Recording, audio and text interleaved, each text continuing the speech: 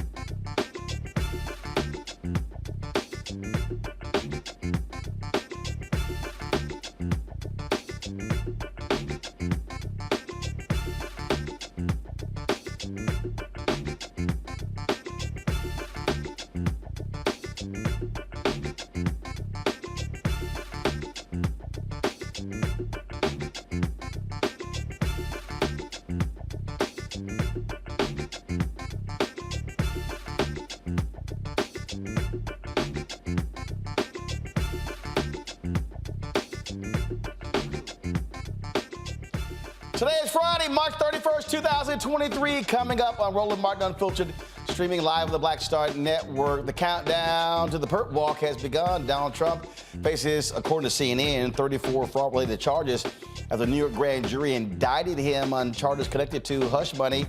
But also, again, the indictment has not been unsealed. We don't exactly know what the indictments are. We'll break all of these things down and also show you the whining from Republicans.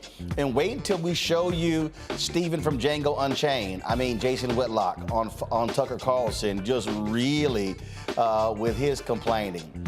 It's also a power grab in Wisconsin, folks. Again, first of all, if Democrats win the state Supreme Court seat in the election on Tuesday, they would have the majority on the courts. Black vote is going to be critical. We'll talk to a group that's on the ground trying to turn out black voters.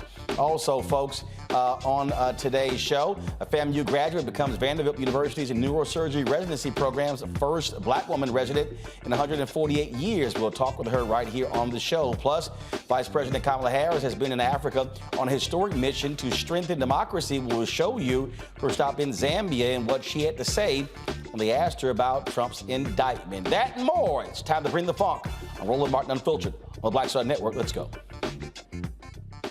He's got it. Whatever the biz, he's on it. Whatever it is, he's got the scoop, the fact, the find. And when it breaks, he's right on time and it's rolling. Best believe he's knowing. Putting it down from sports to news to politics. With entertainment just for kicks, he's rolling.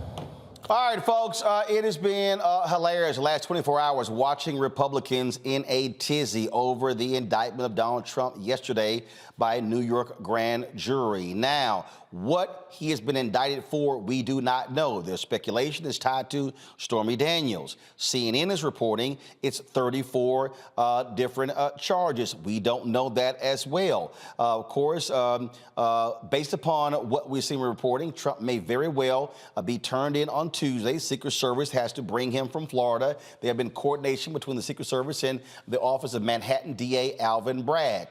And so we don't have any of those details. What we do know is he has been indicted.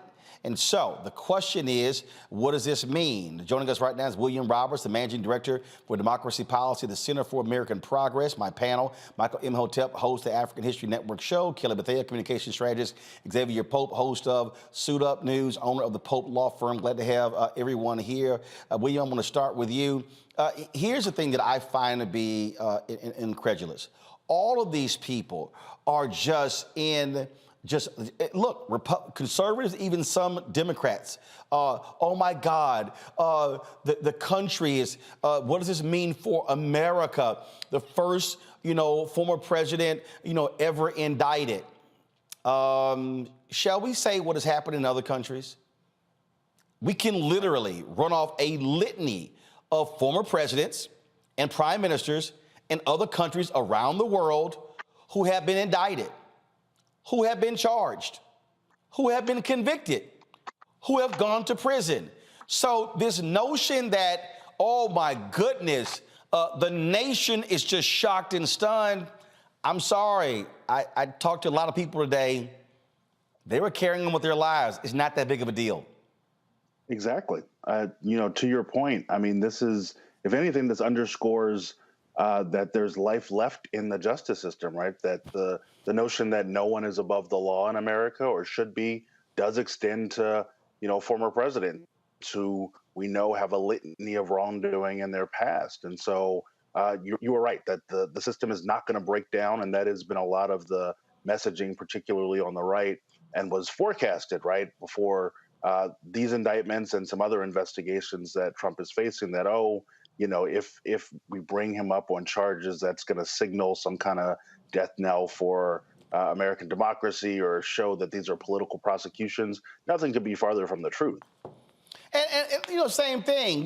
Van Jones made a comment on CNN. Oh, he felt that Fannie Willis in Georgia should indict first. You've got Bill Maher. Oh, my goodness, this is going to strengthen him. This is going to make his people upset and angry, and they're going to be all hot and bothered. Then the Washington Post today had a editorial that, you know what, I just thought, to me, was just stupid. Because, they asserted that, this is not necessarily, the right case. It's not a strong case. I'm sorry. Can you show me where in the justice system we now have rankings on what's, strong, medium, light? And therefore, that determines. And essentially what they're saying is, because he's a former president, it has to be this unbelievably, strong, airtight case. Wasn't Al Capone convicted for tax evasion and not murder? Right. Haven't other individuals who've been involved in heinous crimes, they've actually gone to jail on lesser charges? Right. Yeah, I think you're right that first everybody's got to take a deep breath, right? These are, you mentioned the Fannie Willis investigation down in Fulton County. That's an independent, prosecutorial investigation into other charges, right? Stemming in other allegations and activities stemming from Trump's efforts to overturn the election, right? The famous Brad Raffensperger, find me 11,780 votes call. That's a separate investigation, also separate, right, from the special counsel Jack Smith investigation, which is looking at the broad range of January 6th related the crimes related to the January 6th attack, and also investigations of Trump's activities to overturn the election everywhere, right? And so the notion that one case going before the others strengthens or weakens the other, I think is a fraught one, because these are independent investigations. Your point is correct that, you bring charges when cases are ready to be brought, right? And so we know the clock and the timeline that's going on in Georgia. But, it is, again, it's a simple notion, but like the fact that no one is above the law has to mean something. And for so long, I think we've been used to Donald Trump getting away with, the saying the quiet part out loud and doing misdeeds in front of our face without seeing him, get accountability. And so I think that the justice system is moving the way it's supposed to be moving. Folks have got to take a deep breath, see what happens, as you said, with these up to 34 counts that are going to be unveiled on Tuesday. And this case is going to take its course in New York, just like the other ones are. Like, here's the headline of the Washington Post. Go to my iPad. The Trump indictment is a poor test case for prosecuting a former president. I'm test case? What the hell? And then they go on to say in here, first of all, again, the Washington Post is assuming they know why he's been indicted. And I kept saying this here. All these people who were going off, this was a misdemeanor, now being raised to a felony. No one knows why he's been indicted. It could be tied to the case that Letitia James brought against him, corruption, tax evasion. We have no idea. But again, going through this here, You know, they go, falsifying records in this way is usually a misdemeanor in New York, but it was done to cover up another crime. It could turn into a felony. The idea here is that the hush money payment constituted an improper political donation because it benefited Mr. Trump so close to the election. And then they go on and on and on. And then they talk about the strategy is novel. Well, let's keep in mind, John Edwards, United States Senator, went to trial for hush money. This ain't new. Okay, it's not new. And then you go on here and they're complaining about breaches of campaign finance law, undermines democracy and deserves to be taken seriously. Yet the potential, this is what I need you to, yet the potential downsides of indicting Mr. Trump ought to be taken seriously too. What the hell is the downside? He either shows he's innocent or they find him guilty beyond a reasonable doubt.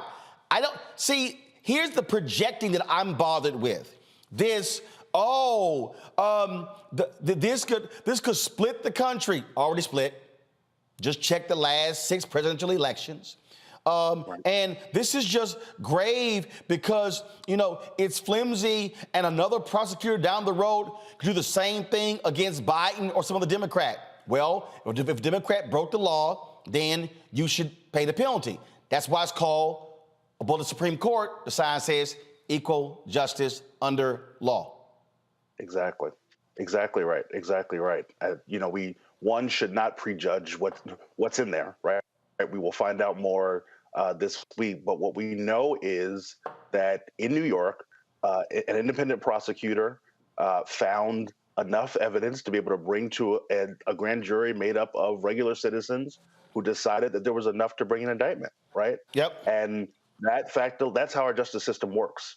That's how it works against any citizen of this country, and a former president is no different. And it sets, you're correct, the exact opposite and more dangerous precedent, right? We know through the years of Donald Trump and the investigations that have gone on about the way the Department of Justice sees and doesn't see bringing cases against presidents, and that's a whole nother sort of can of worms. But this notion, right, that there is some kind of mysticism in the office of the president or the person of a former president who may have committed a crime has to be dispelled. Yep. We have a system of laws, and Donald Trump is not above them. And that's why this last paragraph, public perception and political strategy shouldn't dissuade a district attorney from bringing a solid case, but neither should they persuade him to bring a shaky one.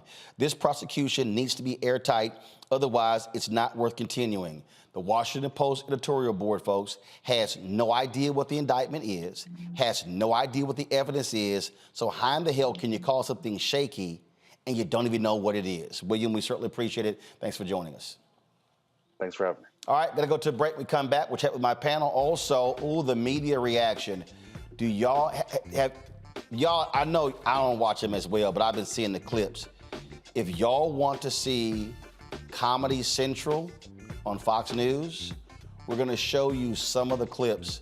These people have been absolutely losing their minds. Oh my goodness, the tears have been hilarious. That's next on Roland Martin Unfiltered on the Black Star Network. Hatred on the streets, a horrific scene, a white nationalist rally that descended into deadly violence. White people are losing their damn minds. As an angry pro-Trump mob storms the U.S. Capitol, we're about to see the rise of what I call white minority resistance. We have seen white folks in this country who simply cannot tolerate black folks voting. I think what we're seeing is the inevitable result of violent denial. This is part of American history. Every time that people of color have made progress, whether real or symbolic, there has been what Carol Anderson at Emory University calls white rage as a backlash. This is the rise of the Proud Boys and the Boogaloo Boys. America, there's going to be more of this. Here's all the Proud Boys, guys. This country is getting increasingly racist in its behaviors and its attitudes because of the fear of white people. The fear that they're taking our jobs, they're taking our resources, they're taking our women. This is white fear.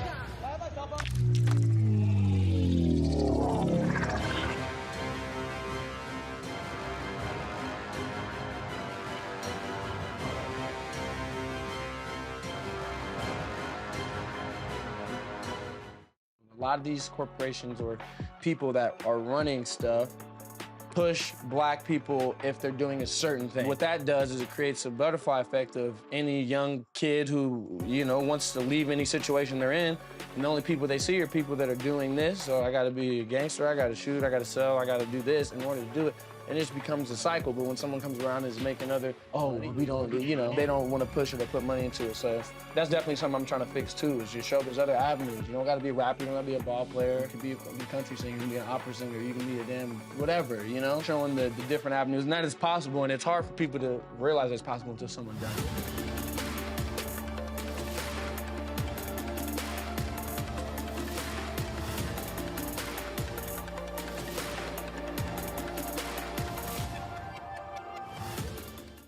I'm Dion Cole, and you're watching Roland Martin Unfiltered.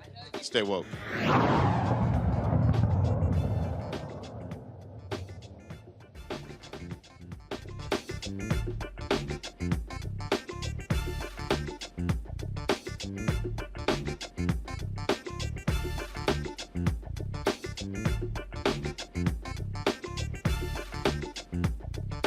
Ooh, the tears that have been flowing in the last 24 hours has been absolutely hilarious.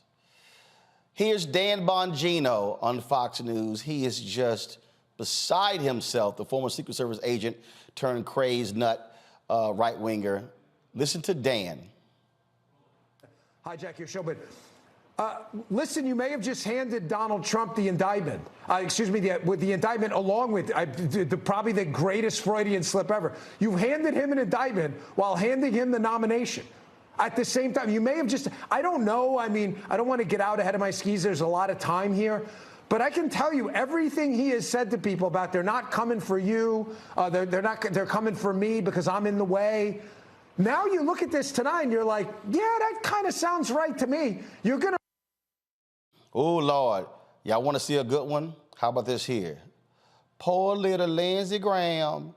Oh, my goodness, from South Carolina. He was just, I don't know whether it was allergies that was causing him to tear up, but go to my iPad for this one, y'all. This one is really funny.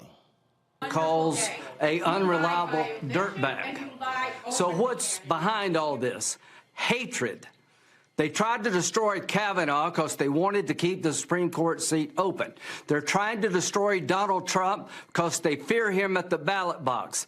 To the conservatives out there, make sure you vote. If you got friends, make sure they vote. If you don't have any friends, go make some friends. But you need to help this man, Donald J. Trump.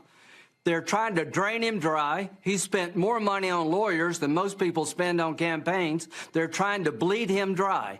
DonaldJTrump.com. Go tonight. Give the president some money to fight this bullshit.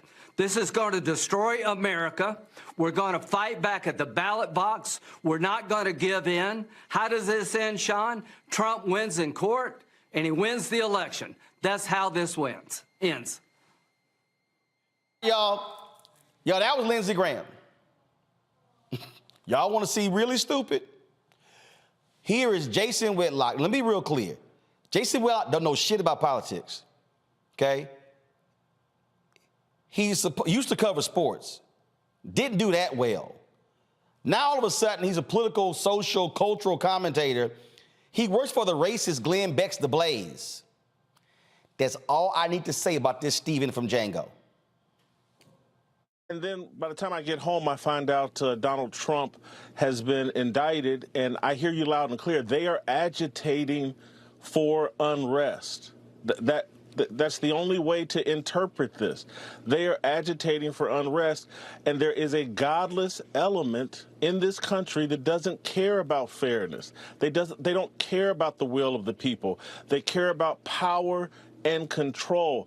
As you have spelled out this week, they think they're God, and they don't think they can make up the rules. They can decide what fairness. Come back to me. That boy's so stupid. But I got to find the one, y'all, where he was. So check this one here out. This is Whitlock fighting back tears. Again, this is what we call astute political analysis, courtesy of Tucker Carlson and Fox News. on. Tucker, I don't say this with pride. I really don't. I'm just being factual. I've never voted. And so I'm not saying that with pride. I'm hardcore MAGA tonight. I will be voting. I am hardcore MAGA. I've never voted. I did, I observed Trump. I'm somewhat supportive of Trump, but they have made me MAGA.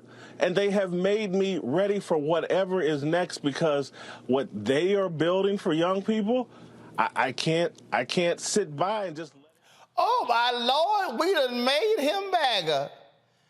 Boy, Alvin Bragg, you are one hell of a vote getter. By indicting Trump, you done made Jason Whitlock go vote. That's the best you can do, Tucker? That's who you could call on a huge story like this here? Dumbass Jason Whitlock? Craig Harrington is the research director for Media Matters for America, joins us right now.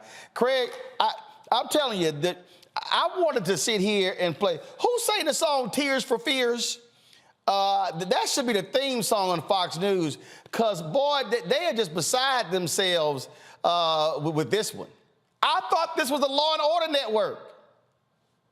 Yeah, we have a joke at Media Matters regarding how Trump will often tell the sir stories where someone comes up to him with tears in their eyes and they say, "Mr. Trump, sir," something, babbling. But last night on Fox, several of their hosts and commentators quite literally were struggling to fight back tears. And on at least one occasion, a guest actually admitted that they had cried earlier in the day, dealing with the news of Donald Trump's 5:30 p.m. Reported indictment. It was legitimately very funny to watch the network collapse really in real time. Well, and they're just going crazy now. I mean, listen to nutcase Laura Ingraham, okay, now trying to equate a DA indicting Trump with election interference. Self-proclaimed defenders of democracy, they've been proven themselves beyond any reasonable doubt to be total frauds. In fact, they've proven themselves to be the ultimate election meddlers, pursuing a specious criminal case against former President Trump for one reason and one reason only, because they're worried that he might win again. Now, when Biden claimed that he was... Craig, didn't he lose last time? Yeah, he lost last time without the publicity drag of being publicly indicted. There are lots of people in the right who are claiming, and lots of mainstream journalists who are also claiming, that the indictment is likely going to help Trump in the nomination fight in the Republican Party. But there was good polling from Quinnipiac just, I think, 2 days ago that said that the majority of the public did not want to vote for a president who was facing indictment. And anyone who watched the Hillary Clinton saga in 2016 knows that just the word indictment being attached to Hillary Clinton, who has never been indicted and never faced any criminal charges for any of the investigations that she spent 40 years fighting off from Republicans, just being associated with an FBI investigation, not even an actual indictment, was enough to turn off a significant chunk of the population and cost her the 2016 election and swing it toward Trump. There's no reasonable person who thinks that this is going to help Trump in the general election. It's plausible it could help him with the Republican base that he was already beginning to coalesce. But the idea that this is somehow election interference is really absurd when you think about it. It would be interference to not indict a criminal who committed crimes in public and admitted to doing them. He's quite literally a co-conspirator in a felony case that one of the co-conspirators has already gone to jail for and paid over $1 million in restitution and fines. If Donald Trump weren't indicted for being the man funding and organizing the conspiracy that sent Michael Cohen to federal prison, if he weren't indicted, that might be tantamount to election interference. But facing consequences for your criminal behavior, that's just what all of us have to deal with. This could be a speeding ticket, or it could be a Class A felony. He should face the same law and jurisprudence that everyone else does. I'm just getting a kick out of the people who yell, "Lock up protesters," and throw the key away. Now all of a sudden want to be soft on the crime. Then again, they did defend the people on January 6th, so this is on brand for Fox News, Greg.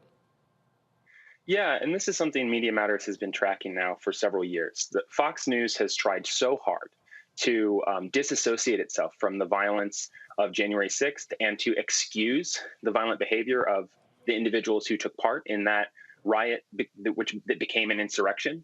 But the fact of the matter is, they now are trying to sort of rebuild some of that and agitate some of that network, the January 6th energy that saw 50,000 people besiege the United States Capitol on January 6, 2021. The right-wing echo chamber, the Fox Newses of the world, the conservative talk radio, the podcasters and the YouTubers, they're now trying to find a way to access that network and bring some of that energy to bear so that they can, say, surround the Manhattan District Courthouse on Tuesday when Trump is brought to Manhattan to be arraigned, fingerprinted, photographed, and we'll all get what will become maybe the most famous mugshot in American history. But the right is having trouble sort of coalescing the energy that it brought to bear on January 6, 2021, because they've spent so long trying to blame other people for what happened on January 6th other than themselves. So many right-wingers are convinced that when their friends are reaching out to them and asking them, will you join me in this pro-Trump protest? So many of them are worried that that person is actually now working for the FBI and is potentially a plant trying to draw them into some sort of entrapment situation. That there's no evidence that that was the motivation for what actually happened on January 6th. But Fox has spent so much time and the right has spent so much time lying about what those events were that they've really undermined their own ability to organize their political muscle in the streets, which may be to the rest of our benefit as a society that's trying to exist with this violent sort of element that is present in the Republican Party. But for them, it's a real problem because after 3 years of misinformation and sitting on the fence and trying to play both sides of the January 6th insurrection, now Fox and the others in the right-wing media echo chamber, they need those people like out in the streets, and they really do want to find a way to defend their hero, Donald Trump. And they're having trouble doing it because of the lies that they've told over the past several years about their previous the way that their previous protest erupted into violence so publicly during the transition period. All right, Craig Harrington, we certainly appreciate it. Thanks a lot. Thank you for your time. This is absolute comedy hour, Kelly. I just sit here. I mean, I'm getting great joy out of watching them lose their minds. I mean, the fact of the matter is they are going to lose their minds regardless because Trump, for the most part, is their God. This is their deity, and they really do worship him on the right. And it's sad because at the end of the day, not only do we not know what the indictment is for yet, he's not a president anymore. He's a private citizen, and private citizens can go to jail. Private citizens can get arrested. Private citizens have to follow the law, period. This is not a situation in which he is a sitting president where, constitutionally you can't be, I can't remember the exact verbiage, but basically you can't be convicted while you are a sitting president. But he's not a sitting president anymore. He's basically relegated back to celebrity status, which means that you are a private citizen.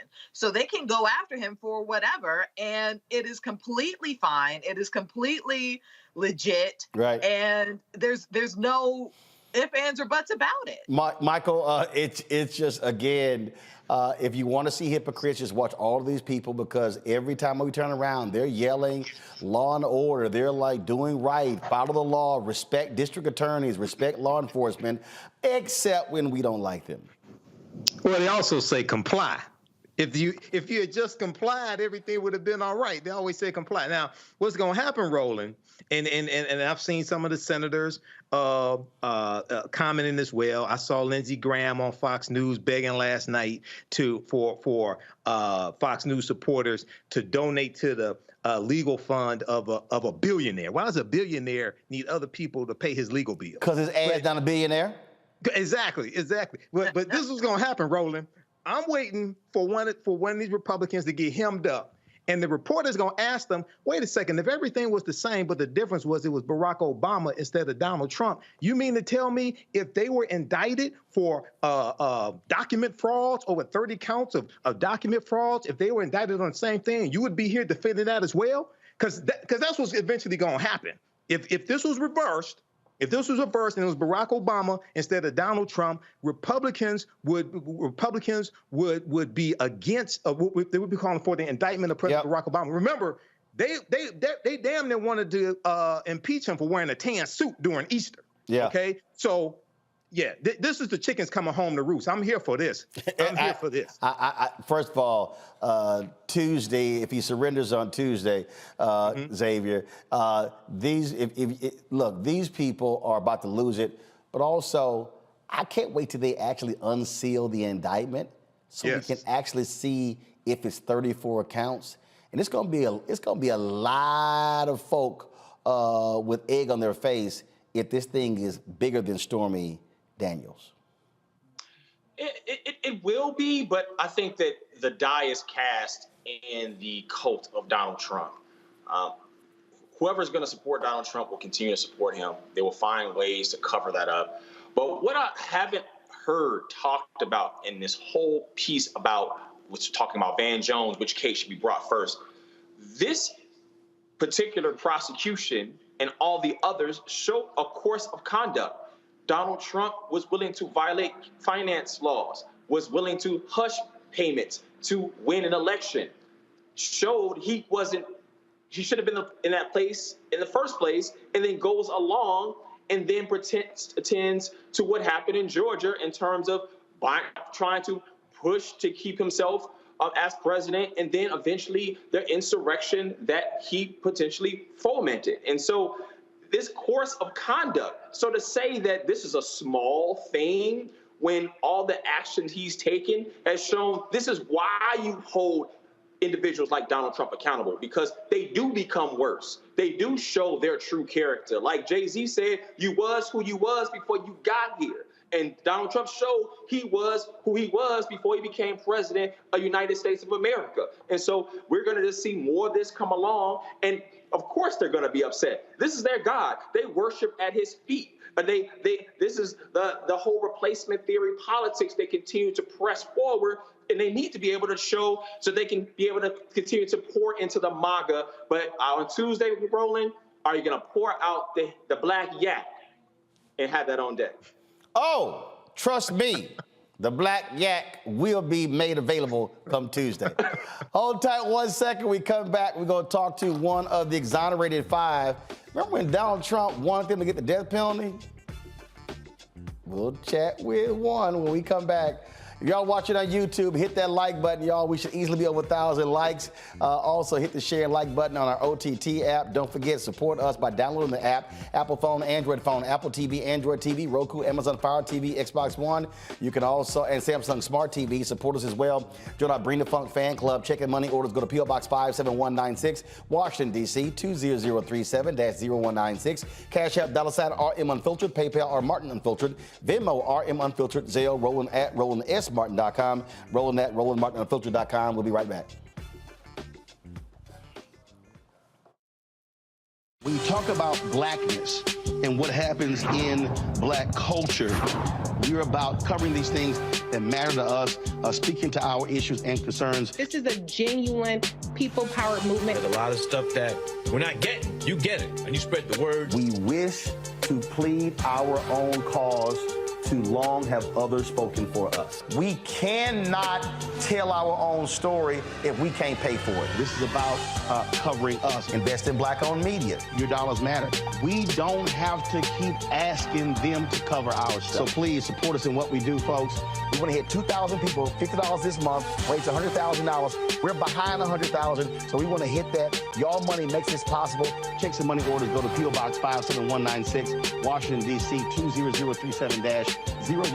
The Cash App is $RM Unfiltered. PayPal is R Martin Unfiltered. Venmo is RM Unfiltered. Zelle is Roland at RolandSMartin.com. Coming up on the next Black Table, a conversation with Professor Howard W. French on his new book, Born in Blackness, covering 600 years of global African history and helping us understand how the world we know today is a gift from Black people. There could have been no West without Africa and Africa. That's on the next Black Table with me, Greg Carr, only on the Black Star Network.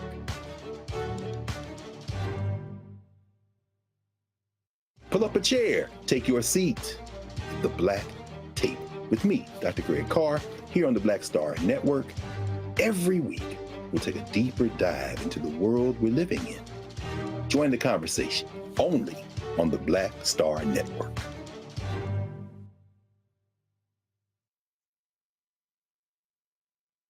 I'm Deborah Owens, America's Wealth Coach, and my new show, Get Wealthy, focuses on the things that your financial advisor and bank isn't telling you, but you absolutely need to know. So watch Get Wealthy on the Black Star Network.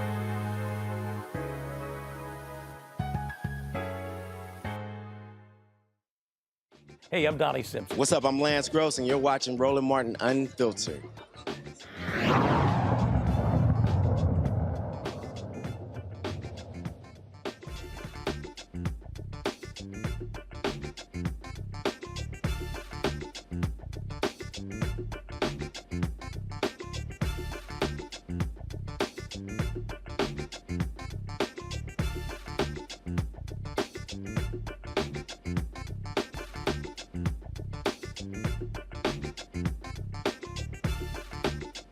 All right, y'all, 1989, Central Park 5 were arrested. Donald Trump took a full-page ad out saying these folks should get the death penalty. Well, now they're called the exonerated 5, and Yusef Salaam says, karma, ain't that something? He joins us right now from Harlem, New York. Yusef, glad to have you on the show. I take it, Yusef, when that perp walk happens, he likely will not be in handcuffed, but when he has to get fingerprinted and take that mug shot, you're going to be sitting here saying, ain't that grand? Hey, listen, times like this, here we are 34 years later, almost 34 years later when we think about it. This ad that was ran in New York City's newspapers really was calling for our deaths. And I think that the intimidation tactics that we've heard about as it relates to Donald Trump sending out signals to Alvin Bragg, or to people to do something to Alvin Bragg, is really tragic, because the criminal justice system is there in order to ensure that justice is for all and not for some. But the way that it's wielded is that we've never received justice. And I'm talking about we as a people. In fact, I call it the criminal system of injustice, because it is alive and sick. It is operating exactly as it was designed in the minds of the people that created it. But at the same time, maybe, perhaps, as our good Dr. Martin Luther King Jr. said, the arc of the moral universe, we are here witnessing history, I think. And this is a very, very powerful time. But at the same time, I think if we get the opportunity to witness true justice, perhaps Yusef will start calling it the criminal justice system all over again. Well, and the thing that, again, looking at all of his supporters, boy, they didn't have all that compassion for y'all. No, they didn't. As a matter of fact, after Donald Trump ran this ad in New York City's newspapers, bring back the death penalty, bring back our police, this essentially put a bounty on our heads. And what happened as a result of this was folks like Pat Buchanan wrote in the papers a little while after that, well, why don't we just take the eldest one, Corey Wise, and hang him from a tree?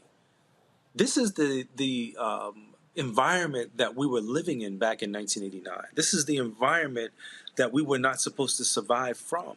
Had we survived prison, prison was supposed to be a death sentence for us.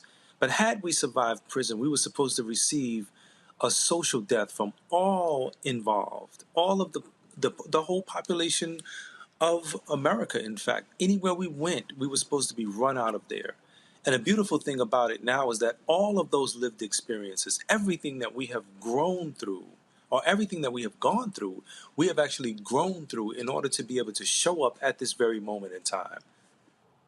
Well, it is just, again, amazing to watch all of this unfold. And I really do hope Fannie Willis down in Georgia drops an indictment against him as well, because the lesson should be Don't matter how much money you got. Don't matter if you used to sit in the Oval Office. You do wrong, the justice system shall deal with you. Absolutely, absolutely. And, you know, the thing about it, too, and I love the fact that Alvin Bragg has gotten the opportunity to be the person who kickstarts this, right? You know, those of us who have had justice elude us, we have been so close to the pain. In fact, we have been in pain. Our families have been in pain. And the truth of the matter is that we need to now have seats at the table.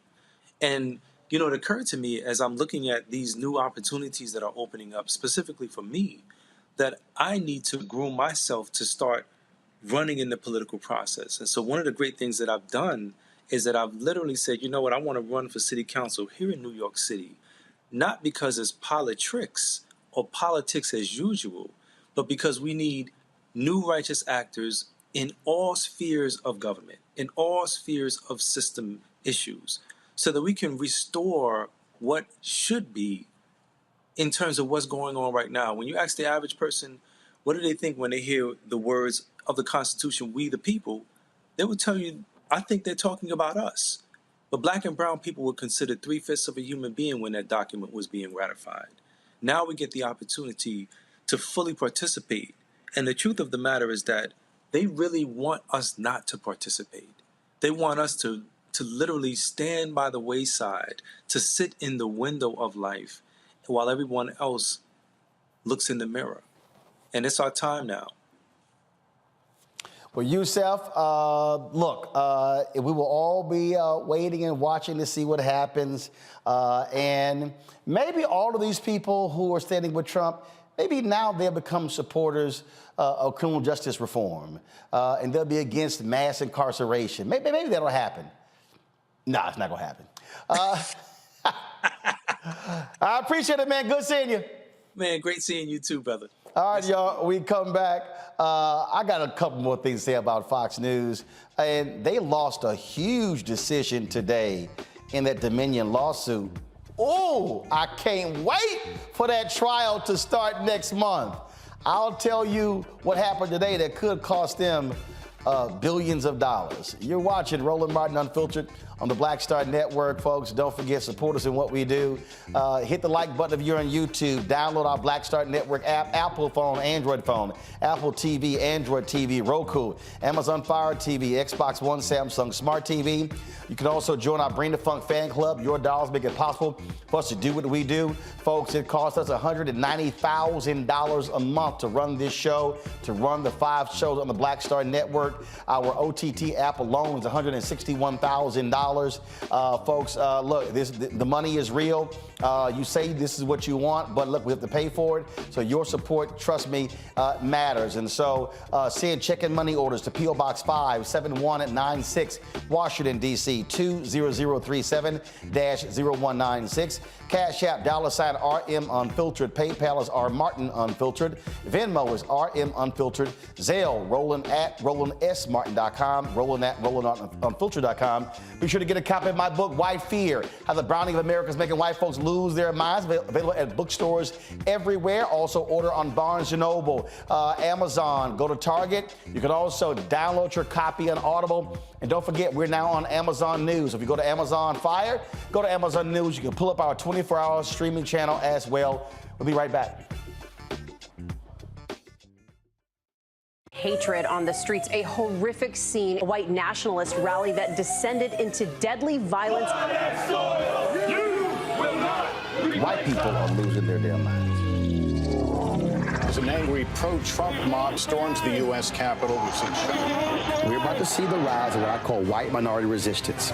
We have seen white folks in this country who simply cannot tolerate black folks voting. I think what we're seeing is the inevitable result of violent denial. This is part of American history. Every time that people of color have made progress, whether real or symbolic, there has been what Carol Anderson at Emory University calls white rage as a backlash. This is the rise of the Proud Boys and the Boogaloo Boys. America, there's going to be more of this. Here's all the Proud Boys, guys. This country is getting increasingly racist in its behaviors and its attitudes because of the fear of white people. The fear that they're taking our jobs, they're taking our resources, they're taking our women. This is white fear.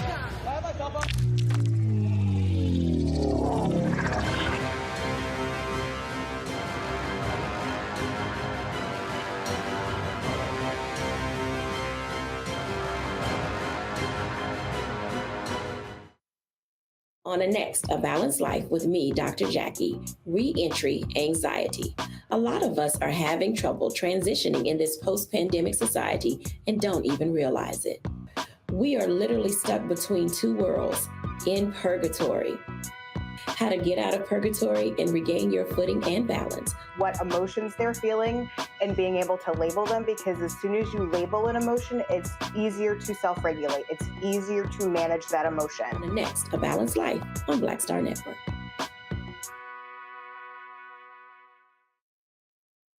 Yo, it's your man Dion Cole from Blackish, and you're watching Roland Martin Unfiltered. Stay woke.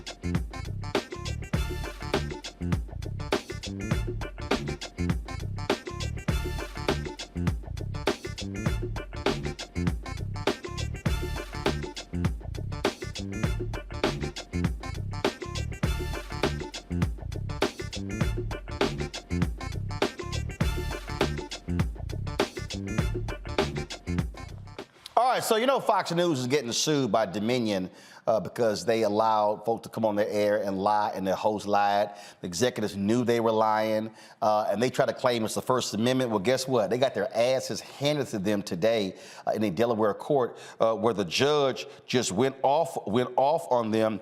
Xavier, check this out. The judge said, quote, "The evidence developed in this civil proceeding demonstrates that is all caps, boldface, crystal clear that none of the statements relating to Dominion about the 2020 election are true."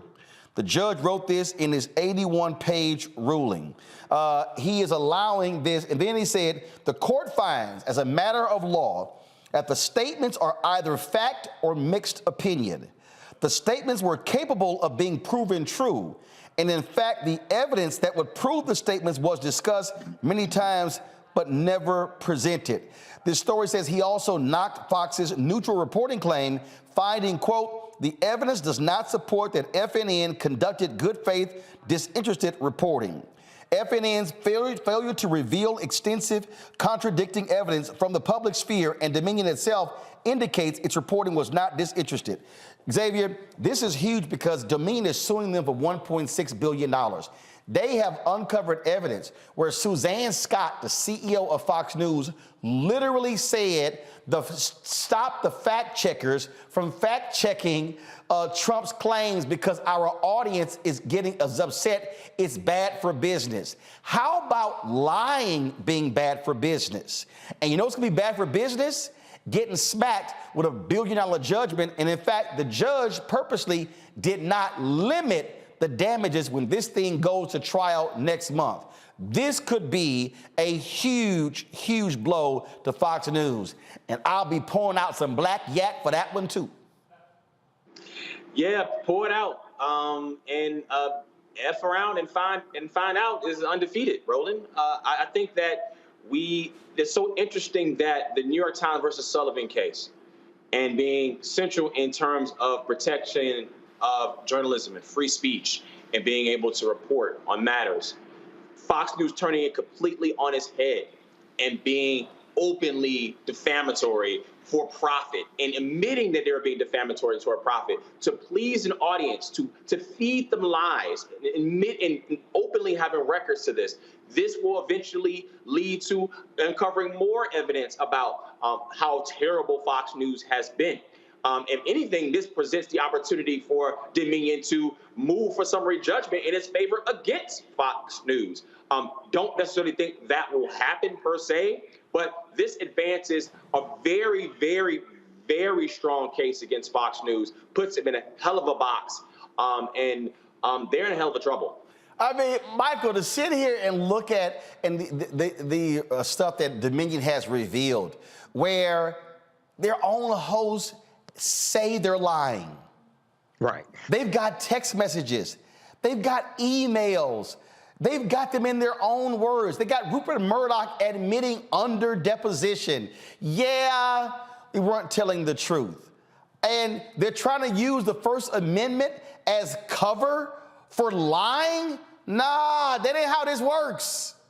Yeah, this was all about ratings. They were afraid of losing Trump voters if they told the truth, and Trump voters will go somewhere else like OAN or some other medium. And it's even worse than that. What came out during the deposition is that they do have a fact-checking group, and they will go to the fact checkers to check claims that Trump and Trump acolytes were making, things like this, find out that they're false, but still put them on the air anyway. And that's documented as well. Okay, so hopefully this bankrupts Fox News.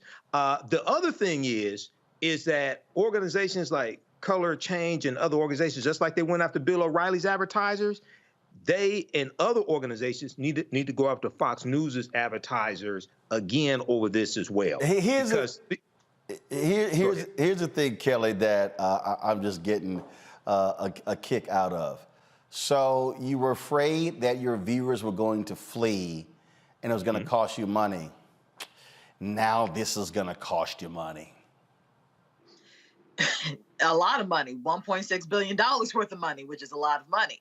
And here's the thing, the contradictions between what people within Fox are saying, the rationale behind them doing this, and then what the statements are that they're putting out as to why they're doing this. So for example, I'm reading one of the statements that a Fox News person, a spokesperson for Fox News said, and they said, quote, "This case is and always has been about First Amendment and the protections of the media's absolute right to cover the news."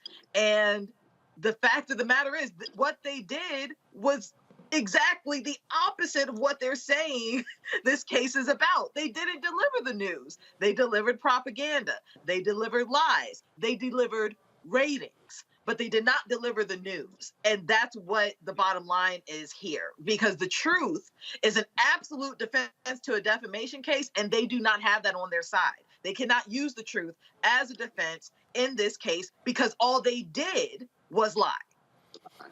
Well, that is what they did, and I'm telling y'all, this is going to be fascinating to watch unfold, and so this would be another great trial that we're going to be checking out. So I swear, between what's going to happen on Tuesday and then Fannie Willis and this here, it is going to absolutely be. They may end up. I might be so drunk. Pouring black yak out for these fools is gonna be crazy. But I'm watching all of it. All right, y'all, we gotta go to break. We come back, more Roland Martin Unfiltered. And we come back, y'all, and just for the hell of it, I gotta play y'all that other Steven from Django, Leo Terrell. I gotta show that fool with his red MAGA hat on Fox News. If y'all wanna see Stucco Stupid, I'm just gonna play it just to laugh at his ass. So, I mean, that's what, I ain't got no other reason to play it, but I just gotta go ahead and laugh at this fool. All right, y'all, we'll be back, Roland Martin Unfiltered on the Black Star Network.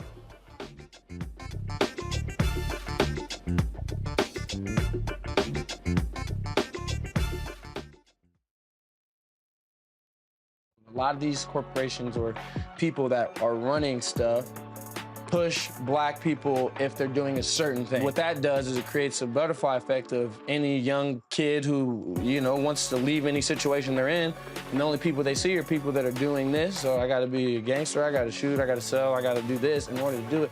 And it just becomes a cycle. But when someone comes around and is making other, oh, we don't do, you know, they don't want to push it or put money into it. So that's definitely something I'm trying to fix too, is just show there's other avenues. You don't gotta be a rapper, you don't gotta be a ball player, you can be a country singer, you can be an opera singer, you can be a damn whatever, you know? Showing the different avenues, and that is possible, and it's hard for people to realize it's possible until someone does it.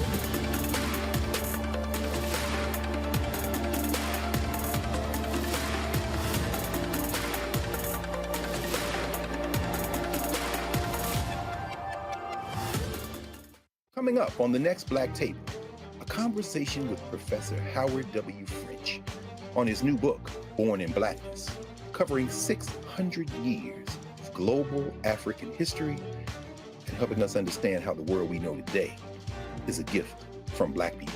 There could have been no West without Africa and Africa. That's on the next Black Table with me, Greg Carr, only on the Black Star Network.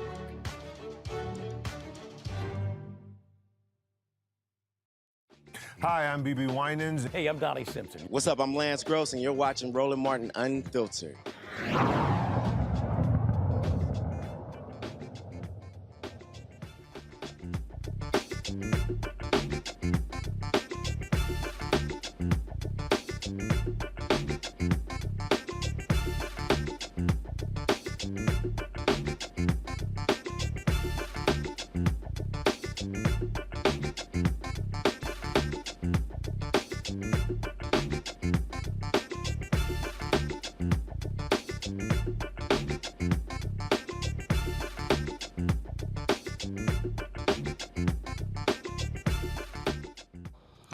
You know what, y'all? I really enjoy seeing unhinged, crazy, stupid people. Leo Terrell supposedly is a respected civil rights lawyer, but I don't know what the hell they slipped this fool. If y'all seen him on Fox News, he wearing MAGA hat. He went just saying crazy stuff. This is this fool last night with Sean Hannity. I just gotta play it because he crazy. Watch this, y'all. I got news for you. Every ounce, every second of time I have, I'll donate. And I'll get news for you, Alvin Bragg. After we defeat this lawsuit, we're to file a civil rights lawsuit against you for malicious prosecution. Leo, Larry, thank you both for being. I got news for you. Every ounce, every. You actually think you gonna file a civil law? Yo, that boy's so stupid. Lord, I don't understand these people. But again, I just want to show y'all, just before I go to my next story, if y'all really want to see dumb, just watch this here. This is from today on the 5. Listen to this. Alma mater. I have a new rule. The more elite the university and advanced that a graduate is, the dumber they are. The less likely I am to trust them. If you went to the Ivy League, prove to me that you have any common sense at all. You went Ivy League, right? Yes, and I sent one of my degrees back for a reason. Alma mater. Wow. I have a new. Wow. She said you went to an Ivy League, and we know how dumb he is. I just had to go ahead and just play that. I just want y'all to understand, those people are loons, and that's why you see the nutcases that you see. And so let me go ahead and say this right here. So again, I love all these black people who say, all Roland Martin want us to do black people vote is Democrat. No, I actually want you to vote for black interest. And Tuesday in Wisconsin, black interests are on the ballot. Now, y'all here have heard me on this show talk a lot about the importance of the U.S. Supreme Court and state Supreme Courts as well. And so in Wisconsin, in the last 20 plus years, Republicans have had a death grip on that state. They've controlled the legislature. You have a Democratic governor, and they've stripped him of his powers, a lot of his powers, because Republicans control there. Now, they've dominated the state Supreme Court. The reason the seats there are gerrymandered is because of the state Supreme Court. Well, on Tuesday, You have Janet Protasiewicz, who's running against Daniel Kelly. Now, there's some other groups out there that have said Janet Protasiewicz, she's not progressive enough. Let me explain something to y'all. Daniel Kelly, we had a previous guest. He went to the Christian Broadcast Network University. That dude right there. That dude had no judicial experience before Scott Walker put him on the state Supreme Court. If you're black in Wisconsin, you should be voting for the Democratic candidate, because that now changes the political nature of the Supreme Court. Now, people say, oh, it's nonpartisan. If you run as a Democrat or Republican, it's a political race. That's what it is. And so April 4th, Tuesday, is a huge, huge election there and remember, here's the other key. These are 10-year terms, y'all. Whoever wins Tuesday is there for the next 10 years. If you're there, if you're in Milwaukee, that was a 50,000 vote drop-off for the 2018 midterms, 2022 midterms. Black Milwaukee, y'all should be turning out for Janet to keep the Republicans from controlling the state Supreme Court. Joining me now is the executive director of Souls to the Polls, Wisconsin, Reverend Greg Lewis. And again, Reverend, this is not about, oh man, you want Democrats. I want somebody who is likely going to rule in the interest of black people and is not going to be the MAGA Republican Kelly. That's for sure. I mean, this opportunity probably won't come for another 100 years. You know, the court now is 3-3, and depending on this election, it'll stay the same, or the balance of power will be switched greatly. We have to make sure that people just know there's an election. We've been so downtrodden and suppression has been so good here in Wisconsin that people just don't even believe their votes count. But I tell them all the time, man, we don't have to march anymore. We don't have to riot. All we got to do is vote. That's a gut punch. And now we're on the march in cities all over the state, trying to make sure we let people know there's a vote and make sure they know what's at stake. Gerrymandering, drop boxes, election protection, all these things are on the slate. And here's the other piece. Y'all do the math. This is 2023. It's a 10-year term. That means when there's the next U.S. Census and when the next legislative maps, the state maps and the federal congressional maps are going to be redrawn, the state Supreme Court is going to be the final arbiters of those maps. You would want a 4-3 Democratic majority and not for a Republican Supreme Court to rubber stamp those maps that have historically diluted black voting power.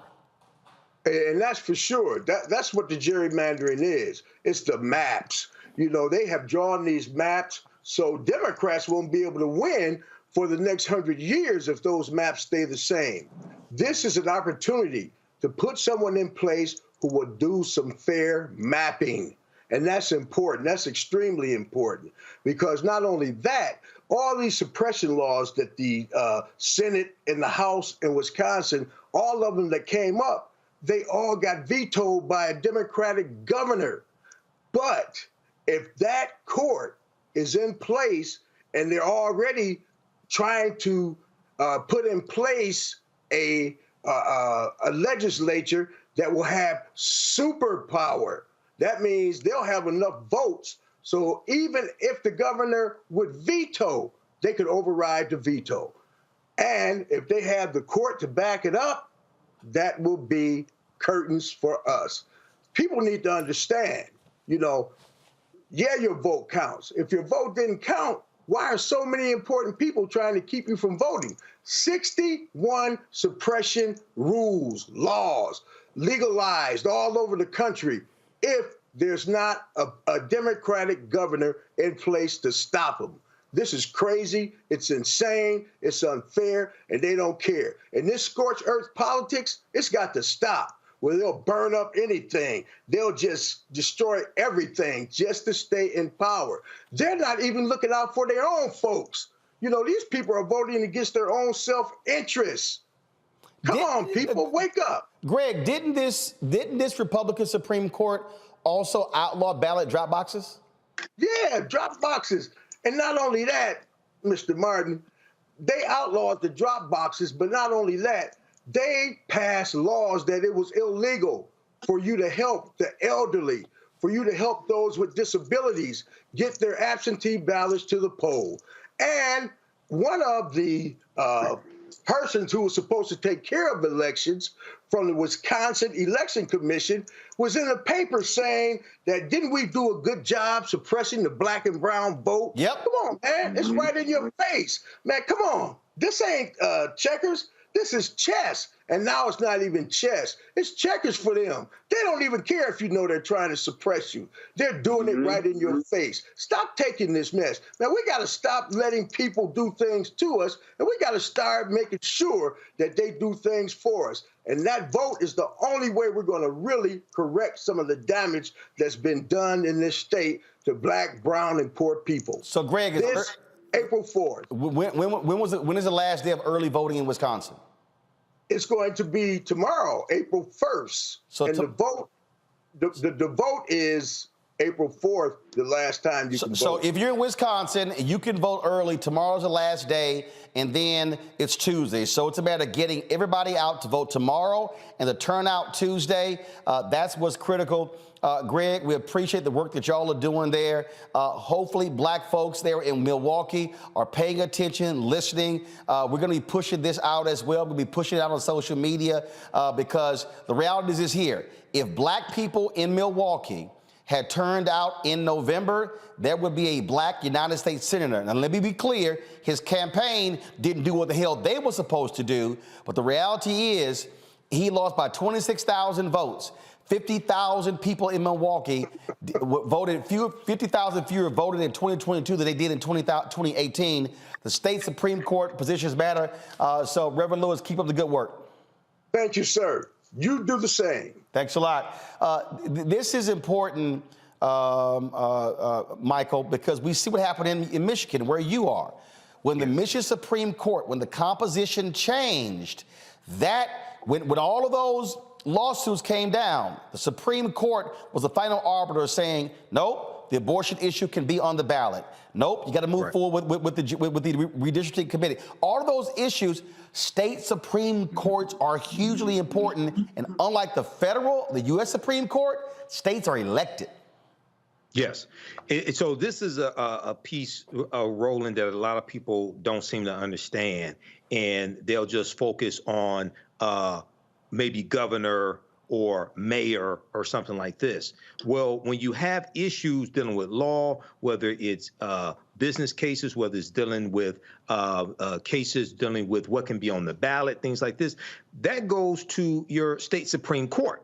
Okay, so that's why it's important to not just vote for governor, not just vote for mayor, not just for maybe for those popular positions, but to understand the judicial branch of the government, because they rule on legislation from the legislative branch of the government, your state House of Representatives, your state Senate, but also on executive orders as well. It's so many things that they rule on that impact our lives. So state Supreme Court is extremely important. This is why Republicans fight so hard, right, to get their people into those positions. See, Kelly, again, I see all these people. I just did interviews with the Breakfast Club, Ebro in the morning, Vlad TV, and these fools. All Roland want us to do is vote Democrat. This real simple. Dan, the non-judicial experience MAGA Republican, is running. Janet, the Democrat judicial experience person, is running. One of those two are going to win. Mm-hmm. This ain't hard, Kelly. You got Janet, the Democrat, Dan, the Republican. Dan supports voter suppression. Janet don't. Dan will vote to get rid of ballot drop boxes. Janet won't. I'm trying to understand why this shit so hard. Because they see titles and not policy. I mean, that's really the crux of it all. The fact of the matter is, if Republicans had Black interests at heart and not talking about the Black people who have white people's interests at heart, but truly Black Americans in this country, what our interests are, freedom to vote properly, a criminal justice system that doesn't see color, a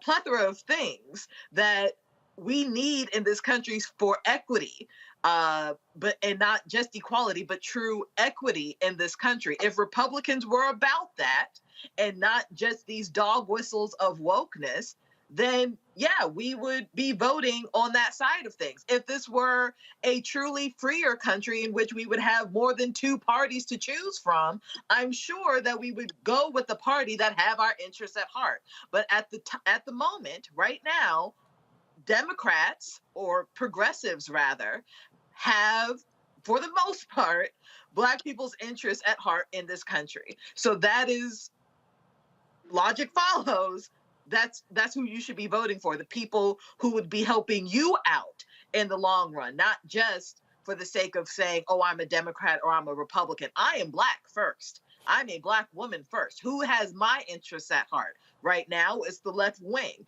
If the right wing gets their act together and has some things on the table that have my interests more than the left wing, then I'm a shift over. But right now, that's not the case. Right now, they are against my interests. They are against my personhood. They are against my Blackness. So I'm not going to vote for them. So that is the fact of it all. Xavier, it is real simple. Not one time have I said Democrats are perfect, that, oh, they're just so amazing and grand. I'm just not dumb. I'm looking at this thing and saying, this person, that person. Let me look at who is Dan Kelly going to side with. Dan Kelly is going to side with all MAGA bills that come out of the legislature. Is MAGA interested in Black people? Hell no. So I got two choices. That's all I got. I got Dan, Janet, Janet, Dan. Ain't no mystical third candidate in the ether floating around who I can vote for. So I don't care who you are. All you simple Simon asses who sit here and y'all post your dumbass comments, okay, who know nothing, and y'all go, oh, they cut from the same cloth. Well, guess what? Your ass want a clean cloth or a dirty cloth? Because I know somebody don't want to give you a cloth. This is not that hard. And then I had some fool, Xavier. This probably was the best one. This dumbass literally posted publicly, I ain't voting to get rid of the Electoral College.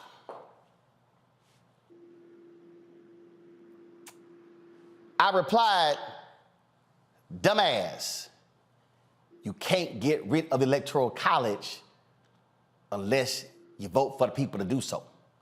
Because the Electoral College has to be gotten rid of by Congress, signed into law by the president. Then, because it's constitutional, it has to be ratified by the states, 2/3 of the states. So, dumbass, if you don't vote, you will never get rid of the Electoral College, because that's who votes on the Electoral College. They drive me crazy in not understanding politics. So in Wisconsin, whoever wins on Tuesday, if Dan wins, MAGA Republicans control the state Supreme Court. He's there for 10 years.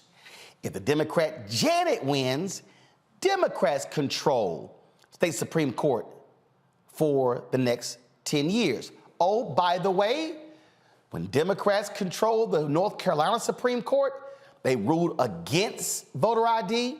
They ruled against racial gerrymandering. But because a lot of us didn't vote, who now has a 4-3 majority on the Supreme Court, North Carolina? Republicans. This ain't hard, Xavier. Non-participatory politics is definitely a demonstration of ignorance of the process.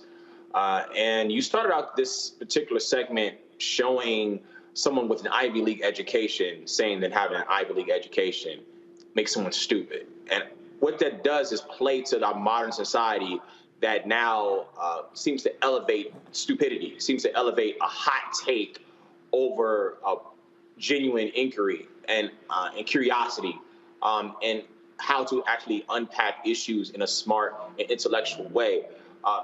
This promotion of foolery.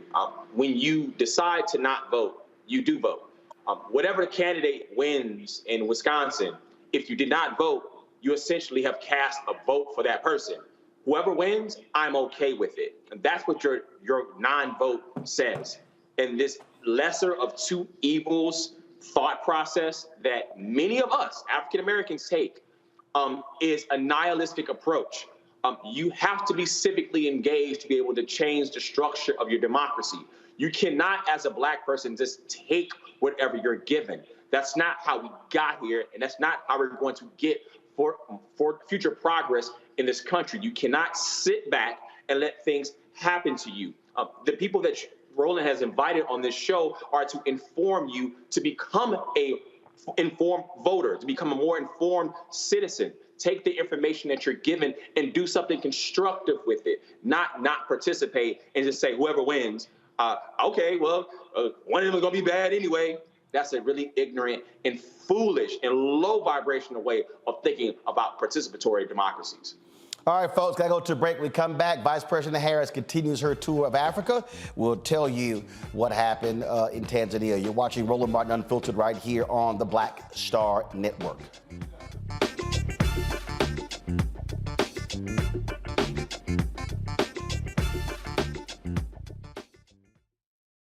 When you talk about blackness and what happens in Black culture, we're about covering these things that matter to us, speaking to our issues and concerns. This is a genuine people-powered movement. There's a lot of stuff that we're not getting. You get it, and you spread the word. We wish to plead our own cause.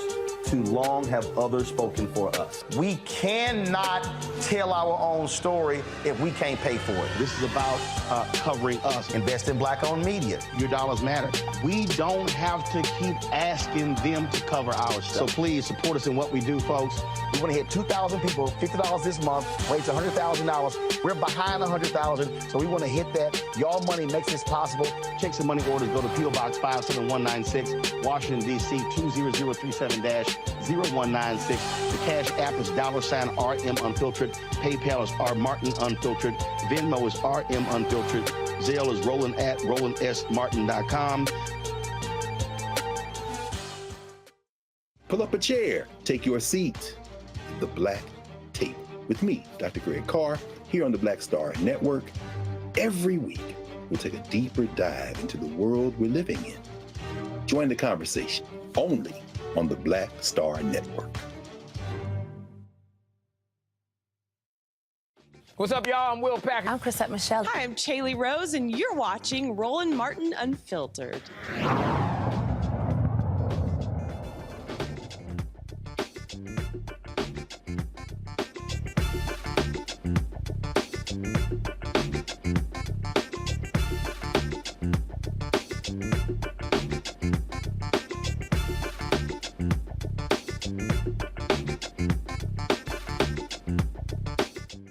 Vice President Kamala Harris is wrapping up her week-long tour to Africa, the diplomatic mission, folks. So she was in Tanzania, went to Zambia. Zambia is the last stop of her continental tour, making Harris the second top U.S. official to see Zambia in a few months following a visit from Treasury Secretary Janet Yellen in January.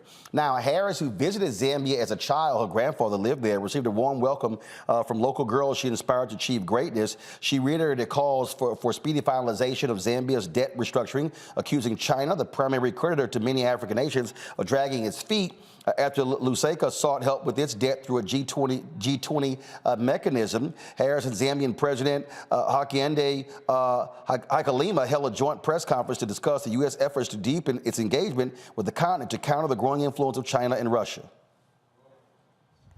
What is the United States doing specifically to push China on restructuring the debt with Zambia? And what is the United States' responsibility here, given that some of the debt is held by companies like BlackRock in the United States? First point, I'll reiterate the point I made earlier. We are continuing to reiterate our call for all bilateral official creditors to provide meaningful debt reduction to Zambia. And that includes the calls that we were making in the context of the IMF, that be done. But let me be clear, our presence here is not about China. It's about an independent understanding of the intertwined histories of our nations and our mutual commitment to democratic principles, and a recognition and understanding of what it means to engage in smart investments in the potential for the future of the entire globe. I will reiterate, when we look at the talent, the innovation, the ingenuity that is taking place in countries like Zambia, when we look at the partnerships that we've already embarked on, many of which are public-private partnerships, private investment spurred or brought together by what we can do as the United States government, we're seeing incredible return on the investment, both in terms of the investment in human capacity as well as the investment of resources. So the work we are doing here is the work that we believe and is designed to benefit the people. Yes. What is the United States doing? All right, y'all. So VP Harris, former Attorney General of California and former DA in San Francisco, was also asked about Donald Trump's indictment. Madam Vice President, you've spoken about democracy and the rule of law at every stop in Africa. Given that, what is your comment on former President Donald Trump's indictment, and are you worried that his calls for protest could lead to a recurrence of the violence similar to that of January 6th?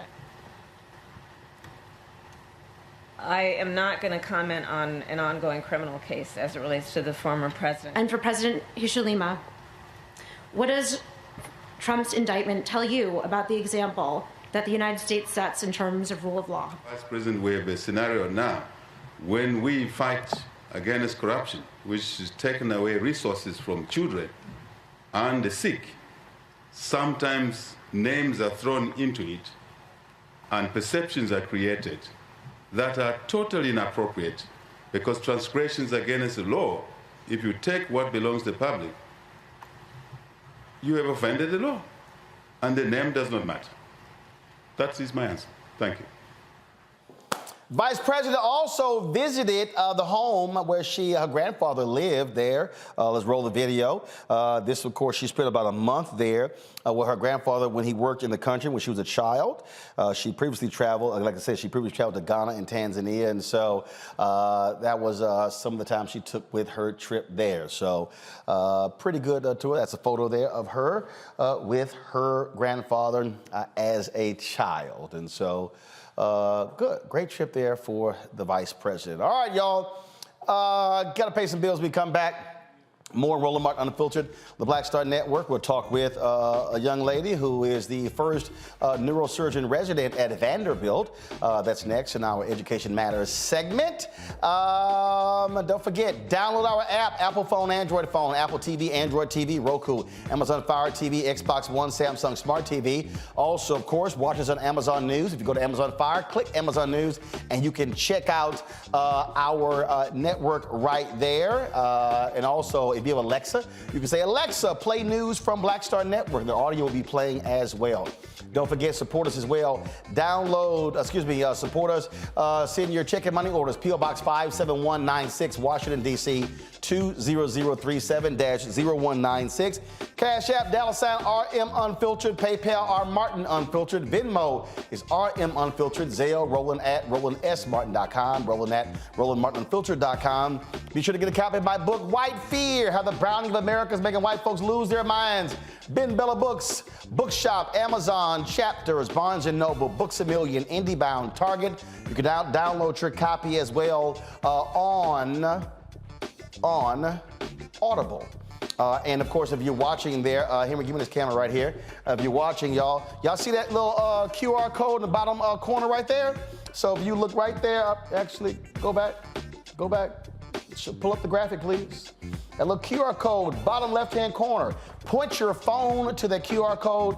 It'll take you right there to purchase the book. We make it easier for you. Be right back.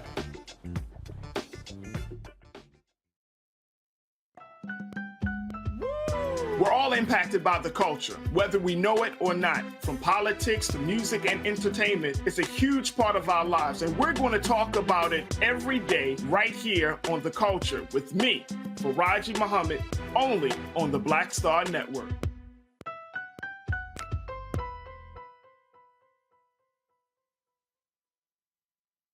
Hi, I'm Dr. Jackie Hood Martin, and I have a question for you. Ever feel as if your life is teetering and the weight and pressure of the world is consistently on your shoulders? Well, let me tell you, living a balanced life isn't easy. Join me each Tuesday on Black Star Network for A Balanced Life with Dr. Jackie. We'll laugh together, cry together, pull ourselves together, and cheer each other on. So join me for new shows each Tuesday on Black Star Network, A Balanced Life with Dr. Jackie.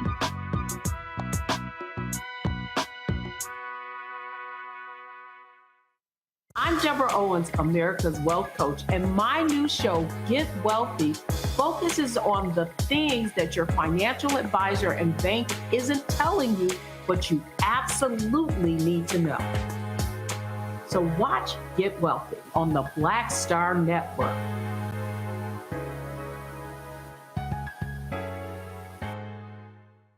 Hey, I'm Deion Cole from Blackest. What's up? I'm Lance Gross, and you're watching Roland Martin Unfiltered.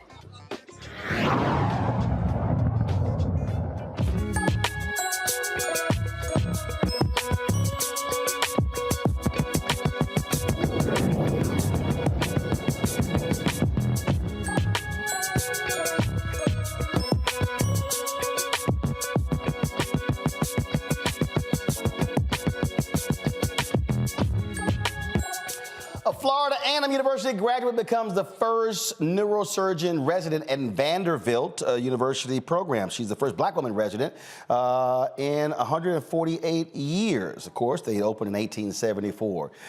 Joining us now is Tamaya Potter. She matched for a spot in the neurosurgery position at the University's Medical Center in Nashville. How you doing? I'm doing good. How are you? So it's not like it's a lot of us going to neurosurgeon anyway, but wow, the first one? Yes, thank you. So what were your, so was this your first choice? And when you found out you were the first one, did you know that before you applied? No, I didn't. It's one of those things to where you kind of think about it after the fact. You know, I knew that there weren't that many African-American people who did train at Vanderbilt, so I did have to ask my program director, but it was my first choice. Gotcha. And so the news is sort of spread, and so what has your life been like since? Very hectic. I do interviews almost every day. I'm on the news almost every day. But honestly, I love every minute of it because I know that more black and brown kids get to see someone like me and know that this dream is possible. All right, so how did you settle on neurosurgery? Well, my mom is a nurse, and so she's also a nurse educator, and I used to go around with her. And, you know, one of the things that I really liked was the brain. I liked the way people thought. I liked the way, you know, it helped people move. And so I decided that those were the patients that I wanted to take care of. Were you one of the folks growing up who's found Ben Carson as a mentor or somebody you looked up to? Yes, absolutely. Knowing that he was able to separate the first conjoined twins was absolutely amazing. Gotcha. And so how many other, first of all, when you talk about where you go to Florida A&M, any other folks who were in your class who also chose to be neurosurgeons? No, it's just me. Wow, just you. Lonely existence. Yes. Questions from the panel. Kelly, you first. First and foremost, congratulations. I'm so excited for you. And, you know, HBCU love over here. Like, I'm incredibly proud. Have you, I know everything's really new and fresh for you, but have you thought about what you want to do within neurosurgery? I know there are niches even within that niche. What are you thinking about doing with this? Just tell us your thoughts and your plans. I'm definitely a spine type of girl. I really like spine procedures, spinal deformity. So I think that would be the subspecialty that I want to specialize in.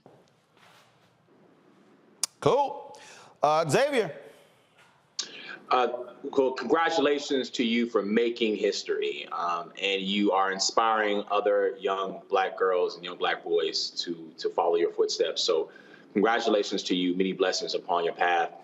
My question to you, because I talk a lot about sports, what do you think about the future of brain science as relates to sports medicine? We in terms of maybe diagnosing concussions sooner or more thoroughly, and also and some of the issues concerning how athletes can conduct themselves after finished playing when there are other injuries that could potentially be present. Do you see yourself having any interest in that area? Absolutely. So I know that there are a lot of technologies being made right now that can really see if patients can have a concussion on the field. I know football is one of the most, I would have to say, one of the most pressing sports where you do see a lot of concussions. And I know that there are a lot of technologies such as mouth guards or also in the helmets where they can look at the speed at which a player was hit and see if they're at risk for a concussion. So there are technologies out there that are willing to do that. For myself, definitely when it comes to spine and spinal trauma, I know there are a lot of sports where patients can have those issues. So I think there's definitely a role for that there. All right, Michael. All right, congratulations, Dr. Tamia Potter. So can you talk about why African-American female neurosurgeons, why there's such a lack of them? You know, what's behind that, as well as African-American male neurosurgeons as well? Yeah, I think it's just a very large systemic issue. You have to think about the number of people going into medicine in general. The amount of people who are even applying neurosurgery as African-American people is such a low number because of the stigma that's around neurosurgery. Yes, it is a very competitive field. Yes, it requires a lot of sacrifice. But sometimes, even along my journey, it can be very discouraging. Not a lot of people pushing through that and going at almost at every step of the way. Tell you that you should have did something else, or you're not going to see your family because you decide to do neurosurgery. So I think there has to be more representation as well as more access to resources. So going to the high schools, going to the colleges, exposing neurosurgery to people at a younger age so they realize that this is possible. All right, thank you. And beyond neurosurgery, we still have a severe shortage of Black doctors in this country. Yes, absolutely. There is a definite severe shortage, and we have to do something about that. And you said your mother's a nurse, and what we're also seeing right now, with a lot of people retiring, there's a massive shortage of nurses in the United States. Yes, there is. And so let's say there's somebody out there who says, okay, that neurosurgery stuff is way too much. Nursing is a practical area, and again, with the number of available jobs, that actually is one of the growth areas in the medical profession. Yeah, it is. As long as you have nurse practitioners, physician assistants, registered nurses, LPNs, CNAs, there are so many different avenues that people can take to get into medicine that don't require you, becoming a doctor. And I think that the problem is that is not being exposed to people whenever they're in college or in high school, that these are actual career options. All right. So let's talk this here. So you're going from Florida A&M to Vanderbilt, HBCU to a PWI, but you also have the benefit where Vanderbilt is. You got Meharry, you got Fisk, you got other areas there in Tennessee State. So at least you got some good places to hang out. Yeah, I'm really with the little time you will have. Yes, I'm just really excited to get back down to the South. You know, being in Cleveland, going to Case Medical School these last 5 years, I'm just so excited to be back in the South, to be around HBCUs. And that's one of the reasons why I chose Vanderbilt, is because they do have an alliance and a partnership with Meharry. And so I will be able to work with HBCU students and also try to get them to where they need to go. All right, then. Well, certainly, congratulations on that. Good luck with it. And hopefully you won't have to deal with a lot of the crazies down there, because then again, you say, keep acting the fool, I might be the one operating on you. Right. All right. Thanks so much. I appreciate it. Thank you. I must say, when you talk about, that field, it is interesting. Again, just so few of us, which is also why Black medical schools are important. Now, Morgan State is actually starting one. Xavier is also starting one as well, Kelly. I mean, it's incredible. I think that we need more Black doctors, especially now that we are learning how to be more proactive patients, right? So we have the stats out there that talk about how Black women aren't being listened to in medical spaces and as a patient. And when you have a Black doctor of any kind, the likelihood of you surviving whatever you went to the hospital for increases. So you having more Black people in the field is advantageous to everyone involved. And the fact that more HBCUs are coming to the forefront to produce said Black doctors, I just think it's incredible. Xavier? You've spent your show, Roland, talking about the law, leading off with the Black attorney, DA, Alvin Bragg, and with this young medical resident. Both fields are the two least diverse fields in the professions. Both have less than 5% of Black lawyers, less than 5% Black doctors, both sitting around 2.5% of Black women doctors. So it was important to have her on your show. So we need more Black people in the law so that people like Donald Trump can be held accountable. And we need more Black surgeons in the field to make sure more Black people survive. It's really that simple. Michael? Yeah, it's extremely important, Roland, and one of the things that has to be combated is racial bias when it comes to the views that doctors have. You still have medical students, you still have doctors who believe that African Americans can tolerate more pain than white people. This is a bias that goes back to slavery. You still have, when we deal with more African-American women dying during childbirth or as a result of childbirth. There's almost 4 times as much as white women, and ignoring the needs of African-American women when they tell you something is wrong. So you still have this bias that takes place within medicine. So we need more culturally competent African-American doctors to combat this and give us better outcomes. All right, you're absolutely correct. All right, I got to go to a break. We come back. A white social media influencer, his punk ass about to go to jail for sitting here lying to Black folks on social media about voting. Wait till I tell you what the latest Department of Justice guilty verdict. Yeah, it's a pretty good one. That and some other news when we come back. Don't forget, download the app, Apple phone, Android phone, Apple TV, Android TV, Roku, Amazon Fire TV, Xbox One, Samsung Smart TV. Be sure to give to our show. Our goal is to get 20,000 of our fans contributing on average $50 each. That's $4.19 a month, 13 cents a day. P.O. Box 57196, Washington, D.C. 20037. That's 0196. Cash App is $RM Unfiltered. PayPal are Martin Unfiltered. Venmo is RM Unfiltered. Zelle is Roland at RolandSMartin.com. Roland at RolandMartinUnfiltered.com. Also get my copy of my book, White Fear, How the Browning of America is Making White Folks Lose Their Minds. Download your copy on Audible. Order on Amazon, Barnes & Noble, from Target. And don't forget, you can watch us on Amazon News via Amazon Fire TV. Go to Amazon Fire, click Amazon News. You can watch our 24-hour streaming channel right there. We'll be right back. Hatred on the streets, a horrific scene, a white nationalist rally that descended into deadly violence. White people are losing their damn minds. as an angry pro-Trump mob storms the U.S. Capitol. We've seen We're about to see the rise of what I call white minority resistance.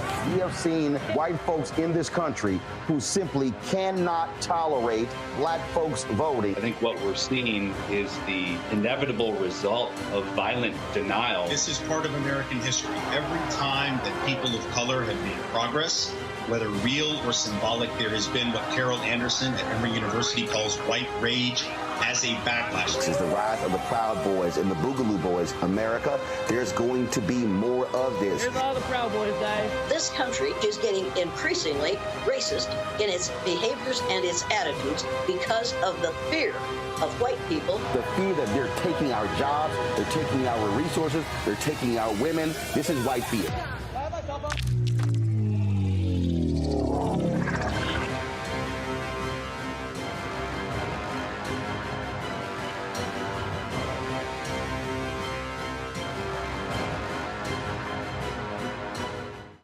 Pull up a chair, take your seat.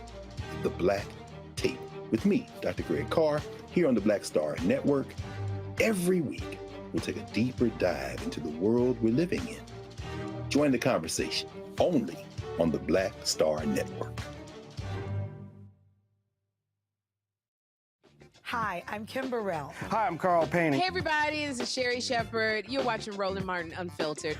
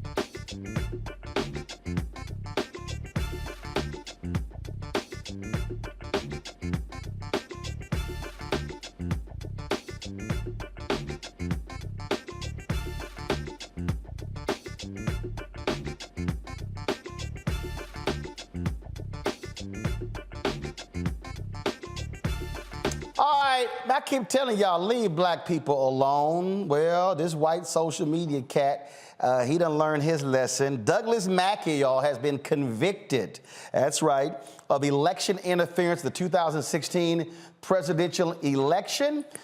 This is a press release from the Department of Justice, or the U.S. Attorney's Office, Eastern District.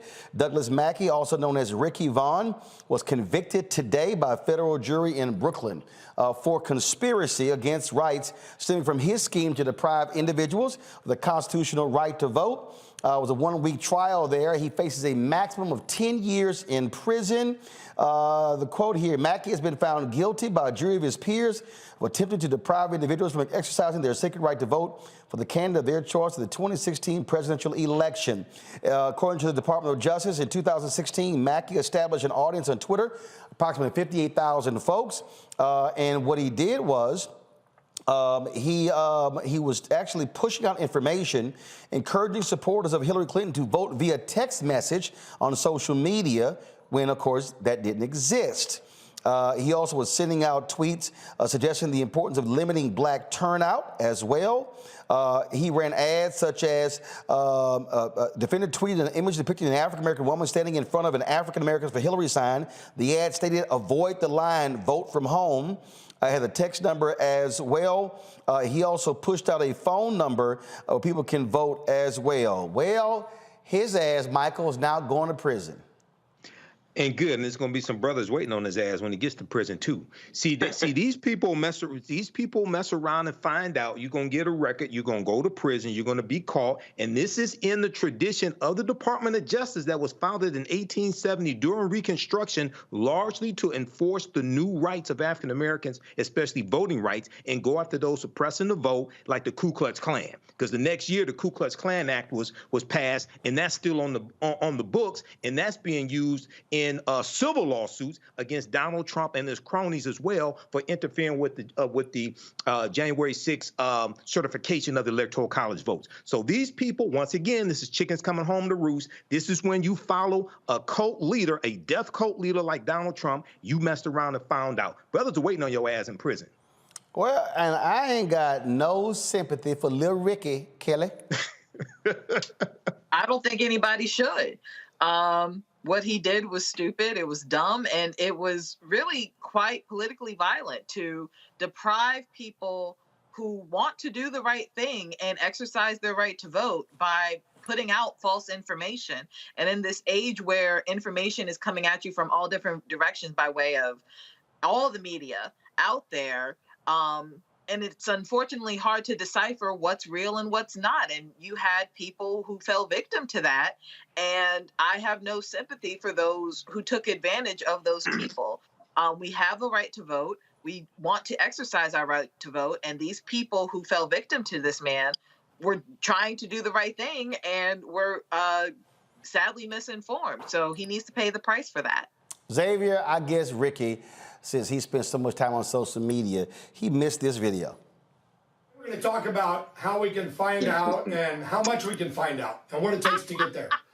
So first we have to decide how much do we want to find out. So let's say in this case, I want to find out at a level of 7. You should set up a 4-box with him and the 3 level panelists. On my graph, and I come horizontally to my gradient line. Where it intersects with my gradient line, I'm going to come straight down to where it intersects with my fuck around line.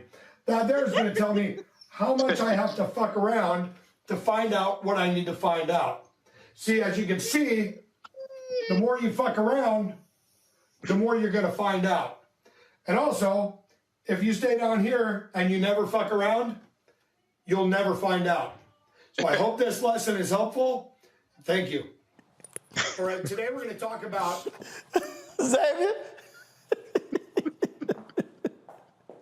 Thousands of average Americans should have learned this lesson. Donald Trump is now finding out that lesson now. But many of the cult have been willing to lie, go to jail, scam, scheme, ruin their lives for this man. Donald Trump is not going to come visit you in jail, dog. You go really find out in a little while what it's like to be in jail. And so many people treat this man as their savior. But when it's time to be saved, his ass ain't nowhere to be found. And he might be found out exactly where you are too, young man. Well, I'm just saying, you go ahead and act a fool. These are the things that are going to happen. So that's it. All right, y'all. Tomorrow here in the DMV, Bowie State University, they're going to be honoring the great Dionne Warwick tomorrow. They're naming the theater after Dionne Warwick. It's taking place at 11 a.m. tomorrow. The Fine and Performing Arts Center on the campus of Bowie State. She will be in attendance as well. We'll be live streaming that unveiling on the Black Star Network. That's it. Xavier, Michael, as well as Kelly, thanks a lot.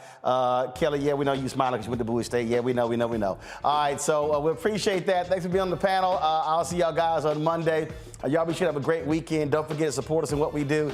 Download our app. Give to our Bring the Funk fund. Go to RolandMartinUnfiltered.com or BlackStarNetwork.com. All the information is there. Y'all can check it out as always on Friday. We always show the people who have contributed to our show. Show all of our donors. If you want to become one of those donors, first of all, if you want to become one of those donors, you can give. Send a check and money order, P.O. Box 57196, Washington, D.C. 20037 $0196. Cash App, $RM Unfiltered. PayPal is R Martin Unfiltered. Venmo is RM Unfiltered. Zelle, Roland at RolandSMartin.com. Roland at RolandMartinUnfiltered.com. If you do not see your name on the list, simply send us an email and we will check to see if you actually gave. And then we will, of course, add your name to the list as well. Don't forget also download the Black Star Network app. Why are we starting that so early? Download the Black Star Network app, y'all. Of course, Apple phone, Android phone, Apple TV, Android TV, Roku, Amazon Fire TV, Xbox One, Samsung Smart TV. Folks, I'll see y'all on Monday. Holla!